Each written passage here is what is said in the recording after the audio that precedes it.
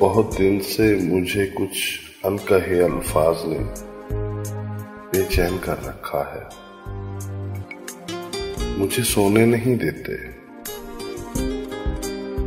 मुझे हंसने नहीं देते, मुझे रोने नहीं देते। यूं लगता है कि जैसे सांस सीने में कहीं ठहरी हुई है। यूं लगता है कि जैसे तेज गर्मी में जरा सी देर को बारिश बरस के रुक गई है। घुटन चारों तरफ फैली हुई है बहुत दिन से।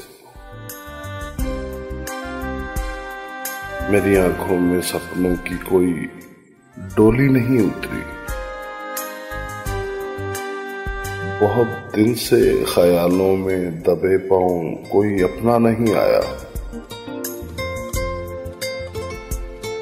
बहुत दिन से वो सब जज्बे जो मेरी शायरी के मौसमों में रंग भरते थे कहीं सोए हुए हैं। मेरे अल्फाज भी खोए हुए हैं। मैं उनको ढूंढने इस जिंदगी के दश्त में निकला तो हूं, लेकिन मुझे मालूम है जज्बे अगर एक बार खो जाएं तो फिर वापस नहीं मिलते। मुझे मालूम है फिर भी अभी एक आस बाकी है। मैं अब उस आस की उंगली पकड़कर चल रहा हूं।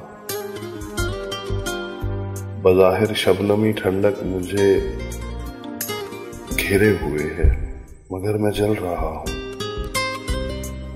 मैं अब तक जल रहा हूं।